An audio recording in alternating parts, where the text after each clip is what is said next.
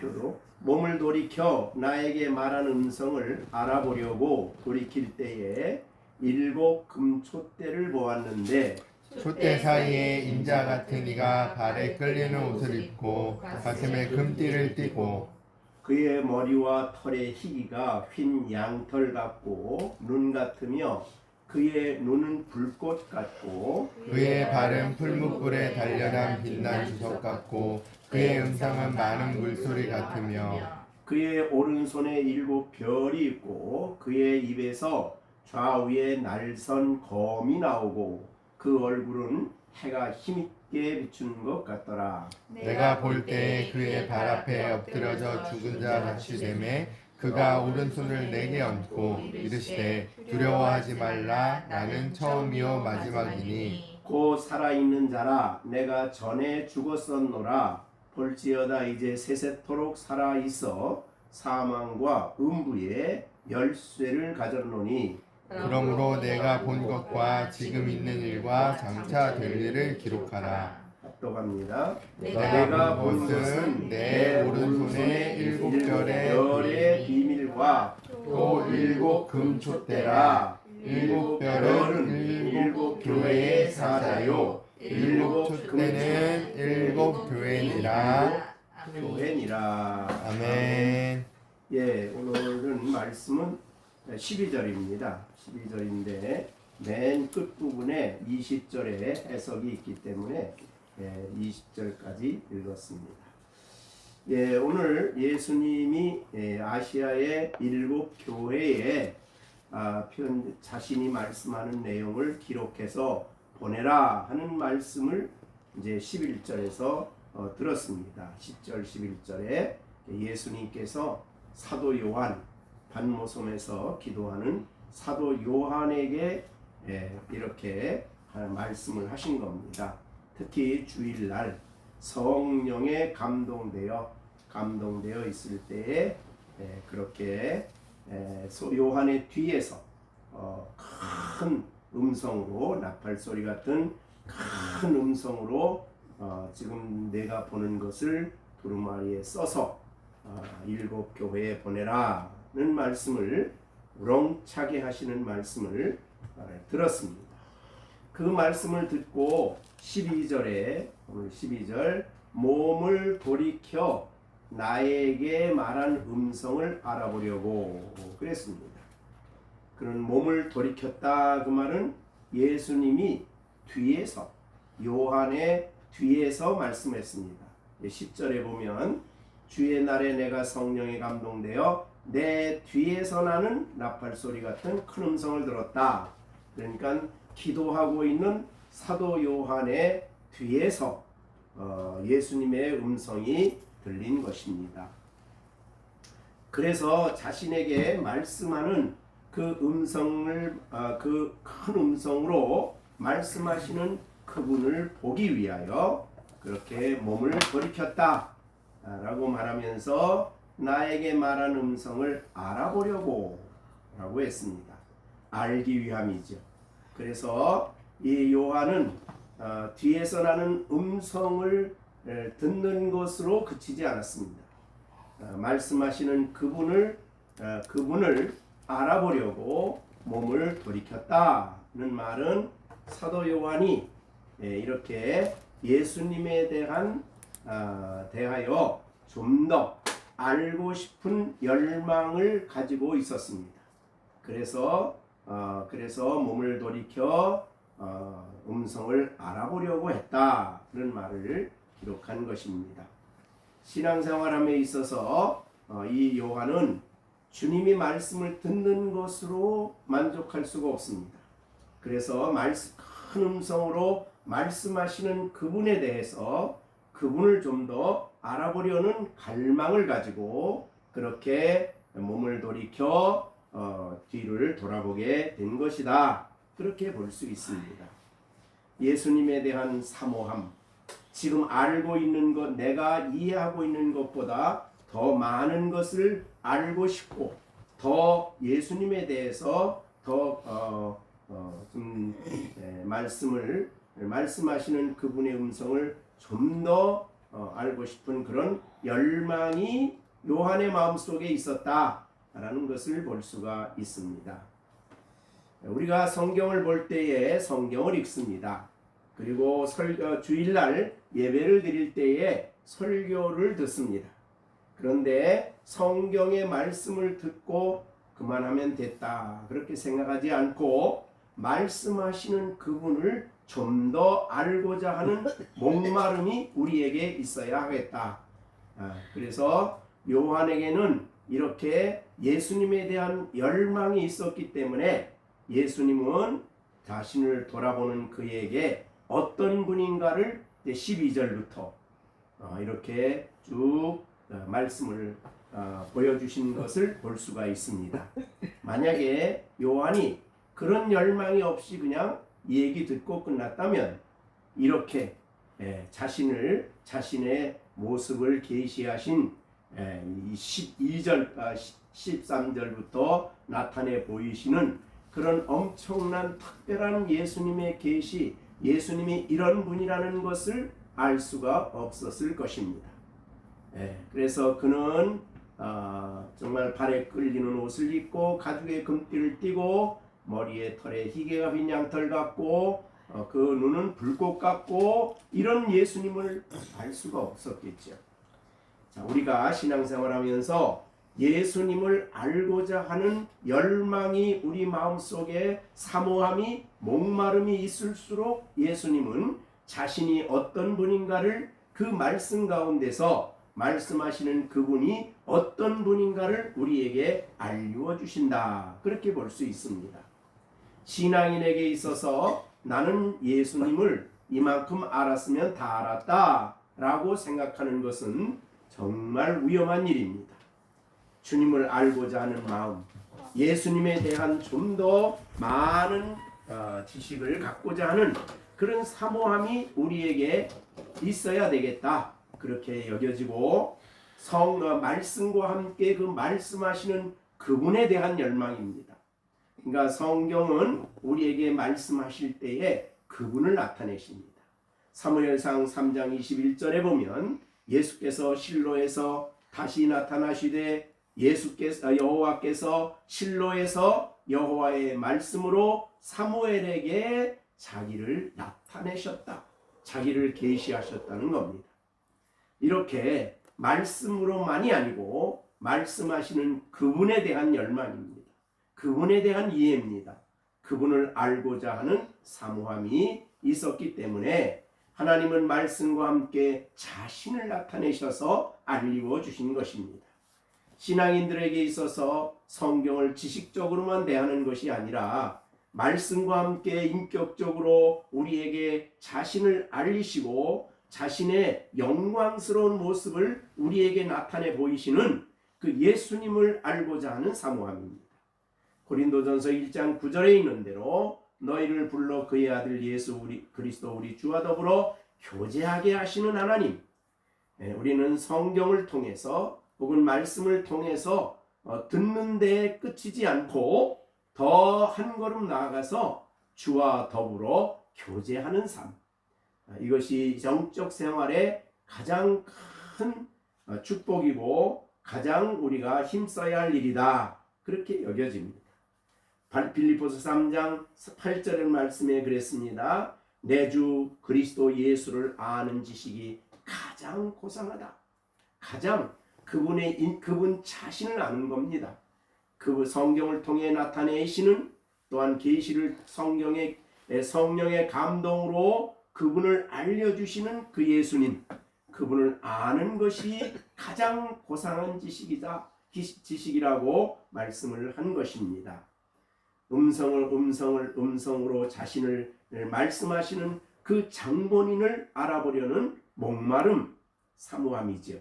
그래서 잠언 8장 17절에서도 나를 사랑하는 자들이 나의 사랑을 입으며 나를 간절히 찾는 자가 나를 만난다. 찾는 자가 만난다. 바로 요한은 그분을 찾았기 때문에, 그분을 알고자 했기 때문에 이렇게 예수님이 자신을 그분에게 아주 새로운 풍성한 모습으로 우리가 다음에 밑에 설명을 다음에 설교를 하겠지만 하나하나가 얼마나 그분에 대한 새로운 이해를 갖게 하는 놀라운 말씀입니다. 그래서 간절히 찾는 자, 다른 말로 목말라 하는 자, 사모하는 자, 예수님에 대한 인격적인 만남을 간절히 열망하는 자에게 주님은 자신을 나타내시기를 기뻐하시는 분이십니다. 출애굽기 29장 42절에서도 그랬습니다. 이는 너희가 대대로 여호와 회막문에서 늘 드릴 번제라. 내가 거기서 너희와 만나고 내게 말하리라. 말만 하는 분이 아니라 만나 주신다. 그분 자신이 영으로 우리를 만나 주신다는 겁니다.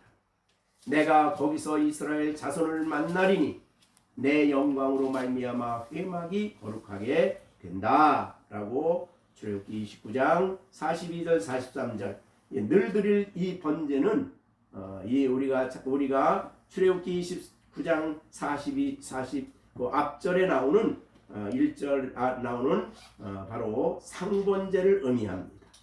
상번제는 이스라엘 백성들이 아침 저녁으로 드리는 것이 상번제인데 그 상번제는 하나님 백성이 늘 아침 저녁으로 드릴 번제인데 그 상번제 때 내가 거기서 너와 만난다 라고 했어요. 그러니까 우리는 날마다 만날 수 있는 거죠. 상번제를 통해서 아침에 조용히 성경을 묵상하고 그 성경을 통해 자신을 나타내시는 예수 그리스도의 위대하심을 말씀을 통해 우리가 만나는 그 상번제를 의미합니다. 내가 거기서 너와 말한다 라고 말씀하십니다. 우리를 만나주시는 예수님이시죠. 예수님은 이렇게 간절히 찾고 더 원하는 요한에게 자신을 계시하여 주셨습니다. 그것이 1장 1절에 예수 그리스도의 계시라라는 말씀을 하신 것이죠. 우리는 날마다 얼마나 주님을 알고자 하는 그 열망이 우리 안에 너무 부족하지 않은가. 그냥 성경 읽고 끝나고 좀 읽지도 않고 또 하나님 앞에 가까이 한다고 하더라도 대충 읽고 나 오늘 성경 읽었으니까 끝난다 라고 하는 태도를 가져서는 안 된다는 것입니다.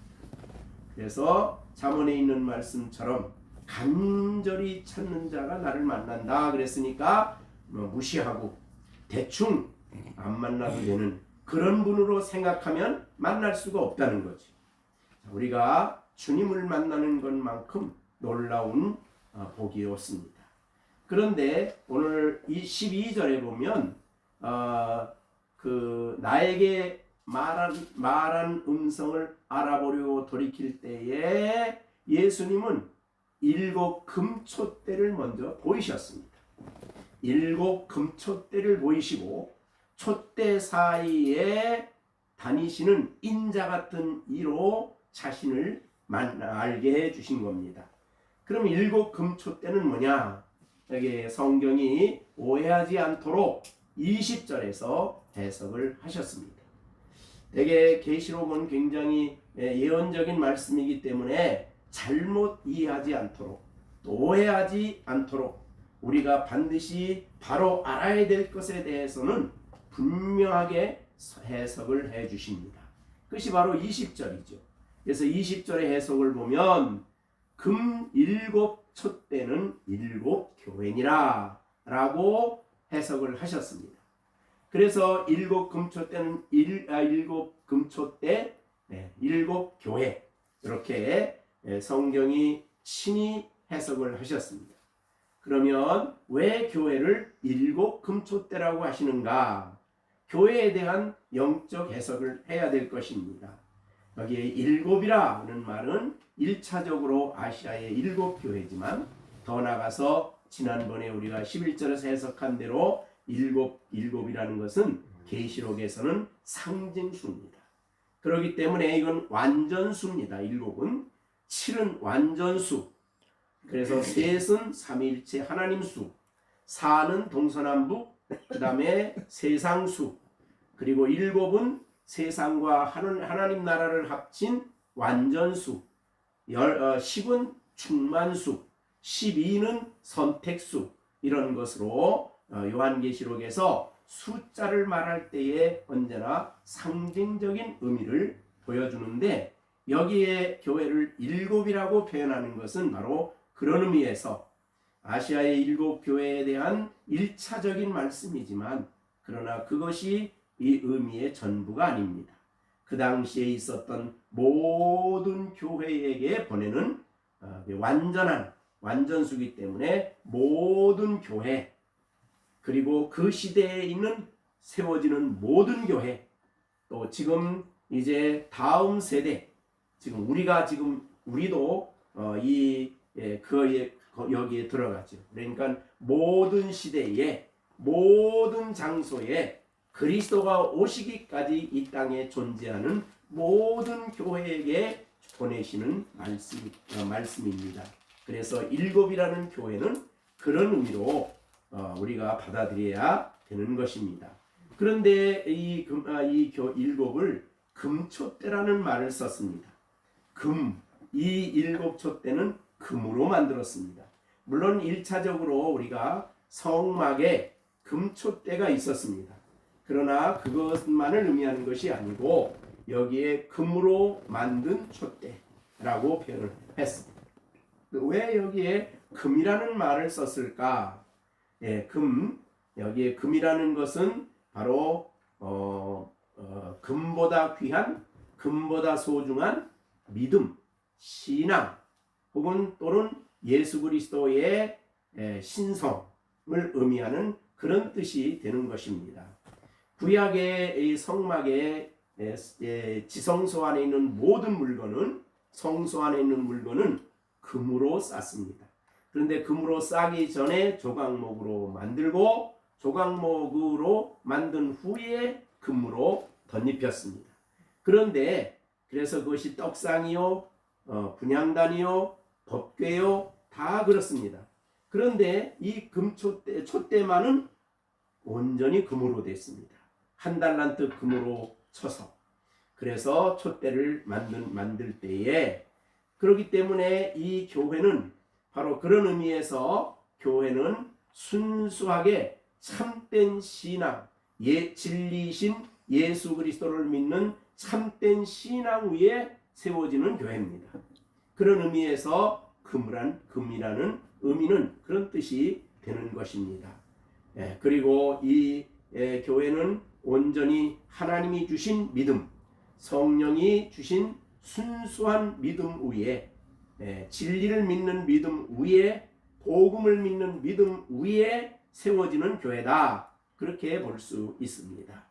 그런데 이것을 촛대라고 표현을 했습니다. 촛대라는 말은 빛을 비추는 것이죠. 그래서 이 성소에 들어가면 7겹으로 쌓기 때문에 밖으로부터 어떤 빛도 들어오지 않습니다. 그 안에는 깜깜해서 오직 촛대에서, 이 금촛대에서 이렇게 올리브유로 비추는 빛만이 있습니다. 그 빛 때문에 성소 안에서 제사장들이 활동할 수가 있게 된 것입니다. 그런 의미에서 촛대라는 의미의 중요한 의미는 빛을 비춘다, 그런 뜻입니다. 그렇기 때문에 이 땅에 있는 교회, 복음을 믿는 믿음 위에 세워진 교회는 이 세상에서 빛이 되는 것입니다. 빛을 비추어야 되는 것입니다. 진정으로 어둠을 비추는 빛이죠. 하나님 없는 이 세상은 깜깜한 어둠으로 가득합니다. 사람들은 진리를 모르고 하나님을 모르고 온통 죄에 매여 살아가고 있기 때문에 세상은 캄캄하다 그랬습니다. 그것이 우리가 살고 있는 세상입니다. 그러나 예수님은 말씀했습니다. 마태복음 5장 14절에 너희는 세상의 빛이라 그랬습니다. 그러니까 이 땅에 이 말은 너희만이 그런 뜻입니다. 그래서 요한복음 5장에 나오는 7가지 복에 대해서 말씀을 하셨는데, 그 복을 가지고 있는 그 복에 의하여 거듭나고 예수님을 믿고 신앙생활하는 모든 교회는 이 세상에서 빛이라 라는 말을 마태복음 5장 14절에서 하신 것입니다. 그래서 너희는 세상의 빛이라는 말은 다른 의미로 표현하면 너희만이 빛이라 그런 뜻이기도 합니다. 그래서 교회는 이 땅에 빛을 비추어야 되는 것입니다. 그런데 우리 모두가 다 믿음이라고 할 때에 교회라고 할 때에 우리는 세 가지 의미에서 교회를 오늘 생각할 수가 있습니다. 첫째, 교회는 어떤 의미냐면 여기에 예수 머리 되시는 그리스도에게 연합된 교회입니다. 공동체죠. 공동체로서의 교회. 그래서 이 성경은 성경은 우리에게 예수 그리스도가 교회의 머리가 되시고 우리는 그의 몸이다라고 말씀을 해 주셨습니다. 그런 의미에서 볼 때에 교회는 바로 그리스도의 몸된 교회. 지역적으로 나누어져 있을 수 있지만은 어떤 의미에서 볼 때 보편교회입니다. 그리스도의 몸에 속한 모든 성도들이 바로 교회입니다. 그래서 그런 의미에서 이 땅에 존재하는 교회는 일어나 빛을 발해야 된다. 그렇게 볼 수 있습니다. 이사야 60장 1절에 일어나 빛을 발하라 라고 명령을 하셨습니다. 그래서 이거는 내 빛이 이르렀고 하나님의 영광이 내 위에 임하였습니다. 보라 어둠이 땅을 덮을 것이며 캄캄함이 만민을 가리우려니와 오직 여호와께서 내 위에 임하실 것이며 그의 영광이 내 위에 나타나리니 나라들은 내 빛으로 왕들은 비치는 내 광명으로 나오리라. 그러니까 교회는 이 땅에서 진리를 드러내고 복음 안에 참된 삶을 살아가므로 빛된 삶을 살아가야 됩니다. 빛은 바로 예수 그리스도십니다. 내가 세상의 빛이라고 요한복음 1장에 말씀하였는데 빛으로 이 땅에 오셨습니다. 그렇기 때문에 우리가 빛이 된다는 말은 다른 말로 표현하면 예수님을 본받아 예수님을 따라서 예수님을 본받아 살아가는 것을 의미합니다. 예수님을 따라갈 때에 우리는 세상의 빛으로 살아갈 수가 있는 것입니다. 예수님은 이 땅에 빛으로 왔지만은 세상이 그를 알지 못했고 거절했습니다. 그러나 믿는 자들에게는 바로 이 예수 그리스도를 믿는 자에게 거듭나게 하시고 그가 그리스도를 모시고 삶으로 말미암아 이 땅에 빛으로 살아가도록 하셨습니다. 예수님만이 참빛입니다. 그래서 요한복음 1장 9절에 참빛보 세상에 와서 각 사람에게 비추는 빛이 있었다. 그래서 이분을 통해서 우리가 하나님을 알고 이 예수님을 통해서 진리를 알고 그래서 예수님을 따라가고 예수님을 본받아감으로 우리는 이 세상에서 빛된 삶을 살아갈 수가 있는 것입니다.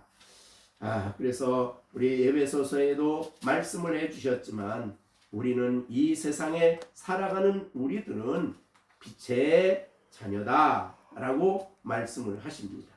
빛의 자녀이기 때문에 이 땅에 살아가는 동안에 빛된 삶을 살아가도록 우리를 이 세상에 세워주신 것이다. 그렇게 볼 수 있습니다. 교회도 그래서 그리스도 온 교회가 그리스도를 닮아가야 될 것이고 또한 우리도 개인적으로도 예수님을 닮아서 빛의 자녀로 살아가야 됩니다. 에베소서 5장 8절에 너희가 전에는 어둠이더니 이제는 주 안에서 빛이다. 예수를 믿음으로 그리스도 안에 있게 된 사람들은 빛이다. 그래서 빛의 자녀들처럼 행하라. 빛의 열매는 모든 착함과 의로움과 진실함에 있다. 예수님을 닮아가는 삶입니다. 오늘날 우리가 주님을 본받아가야 됩니다. 가정에서도 부부 사이에 예수님을 닮아서 서로 사랑해야 되고 또한 자녀들도 우리들도 모두가 다 그리스도 안의 교회이기 때문에 예수님을 본받아 살아가는 삶을 살 수 있도록 살아갈 때에 우리는 세상에 빛된 삶을 살아갈 수가 있는 것입니다. 우리는 이 세상에 하나님 없이 사는 이 세상은 캄캄함이 만민을 가렸다 그랬습니다. 그러나 예수님이 우리 안에 오셔서 우리에게 빛이 되셨기 때문에 우리는 이 세상의 빛 가운데 살아갑니다. 어두운 가운데 빛이 비치면 모든 것이 보입니다. 그래서 하나님이 보여지고 예수님을 통해서 천국이 보여지고 예수님을 볼 때에 우리는 진리가 보여지고 선함이 보여지고 의가 보여지고 예수 안에 있는 모든 것들이 보여지게 됩니다.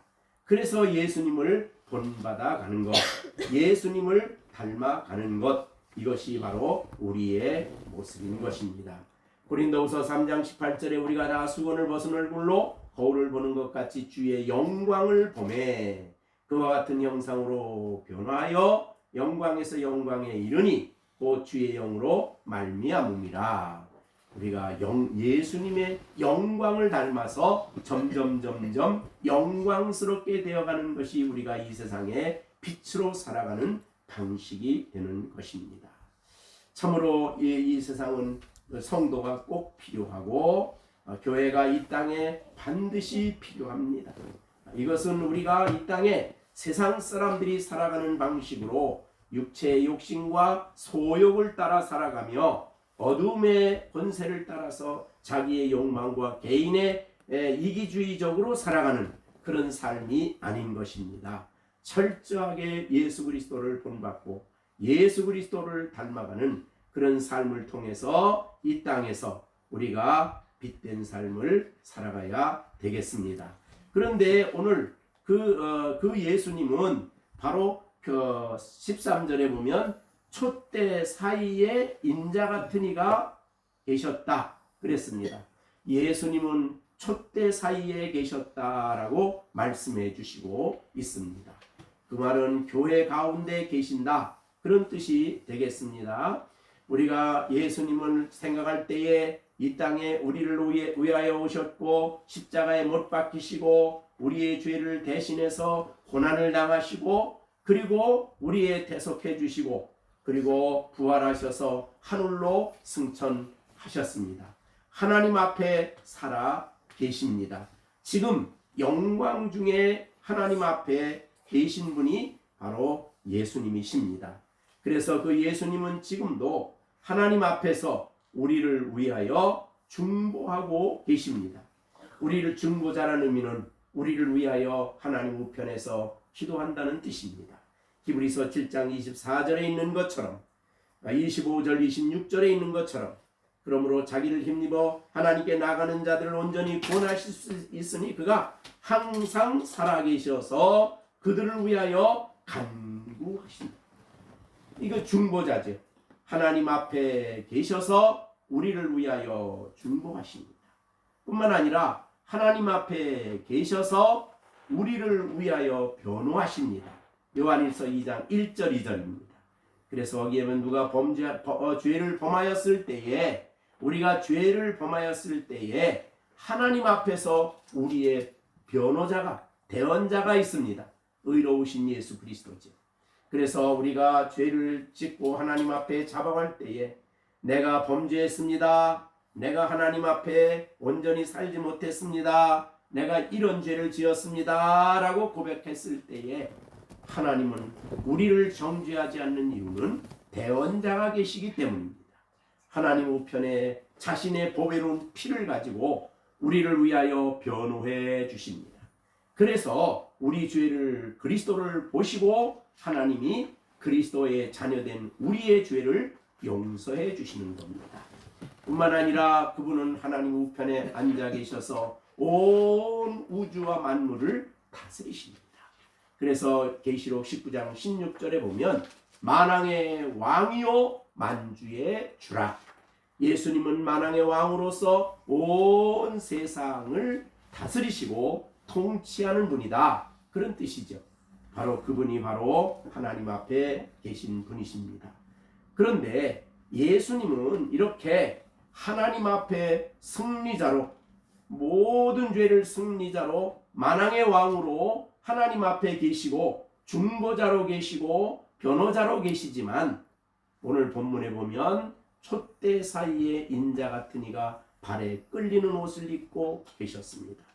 이 말은 교회 가운데 계신다 그런 뜻입니다. 그래서 하나님은 하나님 앞에 계시지만 동시에 교회 가운데 계십니다. 얼마나 위대한 위로의 말씀이 되는 것입니다. 우리가 하나님에 대한 이해를 그리스도에 대한 이해를 할 때에 이 두 가지 이해를 하셔야 됩니다. 하나님 앞에 계신 분은 초월자로 계신 분이십니다. 그러나 우리 가운데 교회 가운데 계신 인자는 교회 안에 내재하여 계시는 임재해 계시는 놀라우신 주님이십니다. 우리가 교회를 볼 때에 교회는 대개 이 보편교회를 생각할 때에 그것은 바로 어디에나 있는 존재하는 모든 믿는 자들은 머리 되시는 그리스도에게 연합된 보편교회입니다. 그러므로 우리 가운데 계신다는 말은 우리가 어떤 자리에 있든 어떤 위치에 있든 교회에서 예배드리고 교회를 섬기고 교회에서 봉사하고 교회에서 하나님을 섬길 때 주님이 그곳에 함께 계신다 그런 뜻이 됩니다. 그래서 그곳에 계셔서 교회가 하나님 앞에 드리는 예배가 하나님 앞에 상달되게 하고 모든 일이 일어나게 되는 것입니다. 그러나 예수님은 동시에 이 보편교회뿐만이 아니고 예수님은 각 지체에 즉 각 교회에게 속한 각 지교회죠. 각 지교회 가운데 친히 임하십니다. 예배를 드릴 때 친히 지교회 가운데 임하시고 그 지교회의 일꾼들을 세우십니다. 그래서 사도, 선지자, 교사, 목사 여러 가지 은사를 가지고 섬기는 사람들을 지교회에 세워서 지교회를 섬기게 하시는 것입니다.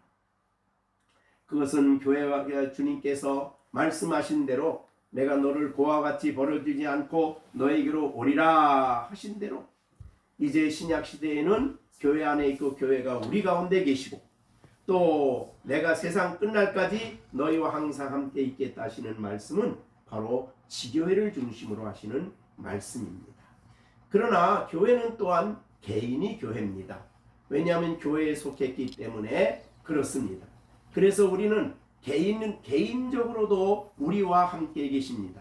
그러니까 촛대 사이에 지교회 사이에도 계시고 보편교회 가운데도 계시고 그 다음에 지교회 가운데도 계신다. 그렇게 볼 수 있습니다. 바울 사도가 주의 일을 할 때에 디모데후서 4장 16절에 그랬습니다. 주께서 내 곁에 서서 나에게 힘을 주심은 나로 말미암아 선포된 말씀이 온전히 전파되어 모든 이방인이 듣게 하려 하심이라. 내가 사자의 입에서 건짐을 받았다.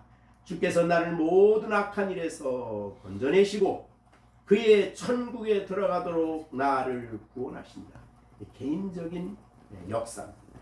그래서 주께서 내 곁에 서서 나에게 힘을 주시고 나를 강건하게 하시고 나를 모든 악한 일에서 건져내실 뿐만 아니라 부족한 우리들이 천국에 가도록 우리를 구원하시는 일을 끊임없이 하십니다. 이것이 바로 우리 가운데 거하시는 예수님이신 것입니다.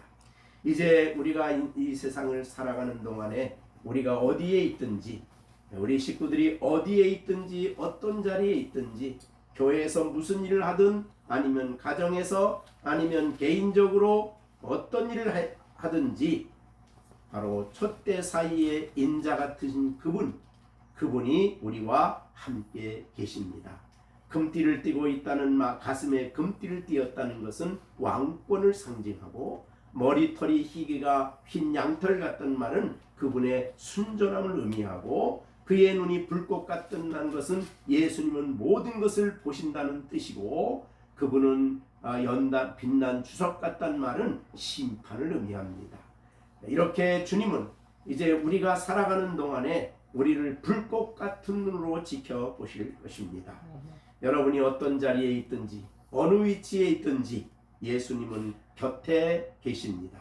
개인적으로도 내 곁에 서서 계십니다. 왜? 내가 가는 곳, 내가 머무는 곳, 내가 어디를 가든지 나와 함께 가시기 때문에 그렇습니다. 그런 의미에서 예수님은 우리가 선한 목자로 늘 우리 곁에 계시고 우리를 인도하십니다. 우리에게 힘을 주십니다. 우리를 지켜주시는 분인 줄로 믿습니다. 그러니까 우리가 날마다 이 놀라우신 주님을 의지하고 살아야 합니다. 오늘도 주님 의지하지 않고 내가 내 힘으로 내 능력으로 산다고 생각하지 말고 전적으로 주님을 의지하고 주님을 바라보고 내 안에 역사하실 주님, 나와 함께 일하실 주님을 온전히 바라보고 신앙생활하는 우리 모든 식구들이 되어지기를 바랍니다. 오늘 추석에 와서 예배를 드리고 또 가야 되는데 우리 식구들이 가는 그곳이 어디에 있든지 주님은 여러분과 함께 계십니다. 한 곁에 계십니다. 서서 계십니다. 보호해 주실 것이며 모든 악한 일에서 건져줄 것이며 또 이 모든 삶 속에 친히 자신의 영광을 위하여 일하실 것입니다. 불꽃 같은 눈으로 지켜보시면서 도와주실 것입니다. 그래서 우리가 시편 23편 6절에 있는 말씀처럼 내 평생의 선하심과 인자하심이 정녕 나를 따르리니 내가 여호와의 집에 영원히 거하겠다고 말한 시편 기자와 같이 우리 식구들 어느 곳에 있든지 어떤 자리에 있든지 여호와의 선하심과 인자하신 그 말할 수 없는 예수님의 사랑이 우리 모든 식구들 가운데 있게 될 줄로 믿습니다.